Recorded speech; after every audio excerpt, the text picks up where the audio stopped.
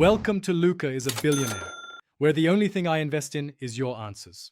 You start by powering the Jeep and the Uconnect head unit. This gives the GPS module the voltage it needs. Once done, make sure the antenna has a clear sky view. Metal roofs, thick tint, or tall buildings can block satellite lock.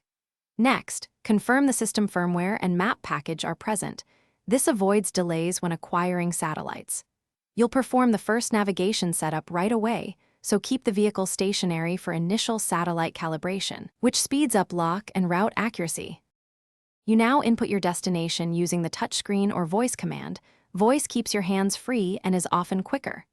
Once you enter the address, the system calculates satellite fixes and 3 route options. Pick one based on fastest time, shortest distance, or avoidances you set. Make sure to adjust route preferences before you start. This prevents mid-drive rerouting. If you're pairing a phone for live traffic, connect via Bluetooth or USB, so the GPS can use real-time updates and refine ETA and lane guidance. You follow the turn-by-turn guidance and watch the map for upcoming maneuvers.